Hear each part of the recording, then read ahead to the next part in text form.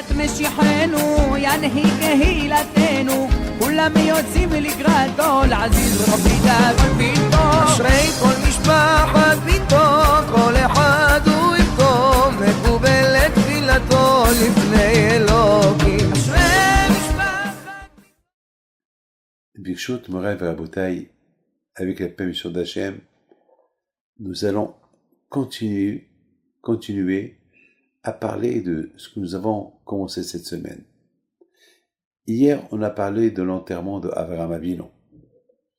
Que pendant l'enterrement d'Avraham Avinu, il n'y avait pas des éloges.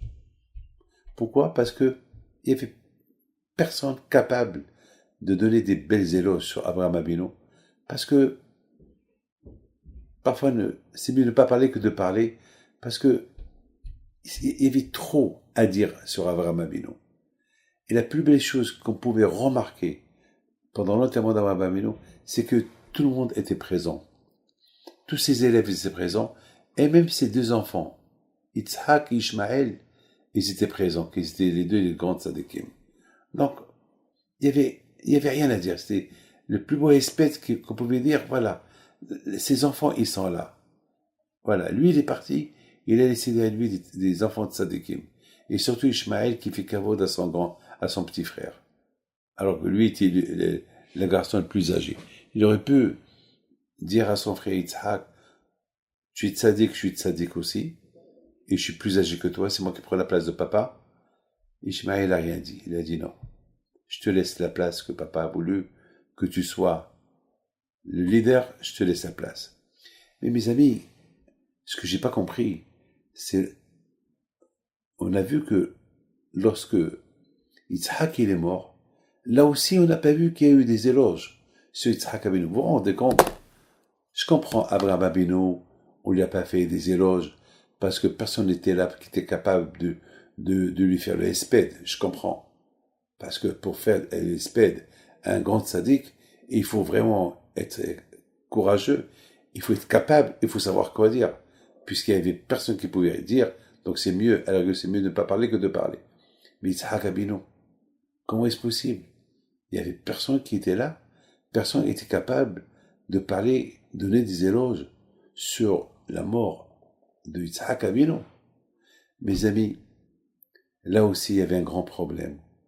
Parce que c'est écrit dans la Torah, qui a enterré Yitzhak? C'était Esav et Yaakov. Vous imaginez comment Esav était habillé? Il était comme un gangster.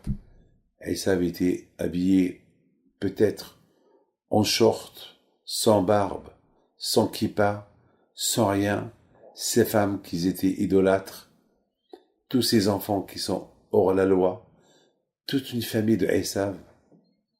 Vous imaginez qui va donner des éloges? Même Yaakov qui était présent, il était noyé dans la foule de la famille de Esav. C'est écrit, c'est Esav qui a mené le cortège. C'est Esav. Il a dit, je suis le grand. Il a voulu manifester, moi je suis le Bechor. Moi je suis l'aîné. Attends, Esav, tu n'es pas l'aîné. Ton droit de naître, tu l'as vendu à Yaakov. Mais malgré tout, personne n'était au courant. C'est lui qui a mené le cortège, vous vous rendez compte? Qui mène le cortège d'un tzaddik? Esav. Alors qui va parler? Esav. Qui va dire, regarde papa tzaddik? Les gens vont lui dire, mais ton père tzaddik, mais regarde quelle tête, quelle famille il a laissé derrière lui. À la rigueur, personne n'était capable de parler. Alors on pouvait dire que Yaakov va parler, mais Yaakov ne pouvait pas parler. Même si Yaakov parle, les gens vont dire, ouf, qu'est-ce qu'il a laissé Yitzhak après lui, il a laissé Esav comme ça. Donc, à la rigueur, là aussi, c'était mieux que personne ne parle, parce qu'on pouvait tourner contre et déshonorer Yitzhak Avinu alav shalom. Par contre, on a vu dans la Torah que lorsque Yaakov Avinu est mort, tout le monde lui a fait les hesped. Ça a duré presque 3 mois de hesped. Chaque jour, on parlait des éloges de lui, parce qu'il a laissé derrière lui des enfants de tzadikim. Et là, vraiment, là, c'était important que tout le monde, pour le kavod de Yosef et pour le kavod des Shvatim, alors Yaakov Avinu, il méritait vraiment le hesped. Mes amis, combien on doit travailler bien sur soi tant qu'on est vivant. Que, après 120 ans lorsqu'on quitte ce monde, qu'on laisse des enfants, que s'ils sont dans le chemin de la Torah, ça sera notre plus beau compliment. Le plus beau compliment pour un papa qui a quitté ce monde, c'est lorsqu'il a laissé derrière lui des enfants tzadikim, des enfants qui sont dans le bon chemin. À quoi sert un homme qui est tzadik, qui quitte ce monde et qui laisse derrière lui des enfants qui ne suivent pas le chemin d'Hachem? Quel compliment on peut donner au père. Ça risque de se retourner contre lui. Les gens vont dire, pouf, regarde ce qu'il a laissé. Mes amis, que Hachem y fasse, que Be'ezat Hachem, on suit tous le chemin d'Hachem, qu'on éduque bien nos enfants, parce qu'on vit aujourd'hui une époque très dure à éduquer. Mes amis, c'est pas facile.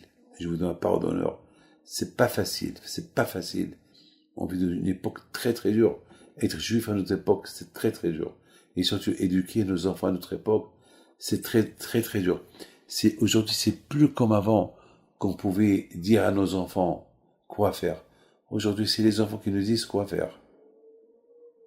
Et ça m'énerve, parfois. Alors j'entends des enfants qui disent à leurs parents quoi faire. J'arrive pas à croire. Mais mes amis, lorsqu'on voit des choses sales, on a une tête sale, et là, lorsque la tête elle est sale, on devient sale, et on salit tout l'environnement où on se trouve. C'est la raison pourquoi, mes amis, faire le plus possible de l'éducation des enfants, pour qu'après 120 ans, de l'autre monde, on peut se réjouir de tout ce que nous avons laissé. Que le bon Dieu vous protège, je vous donne à vous tous la santé et bracha v'atzlacha milkerat.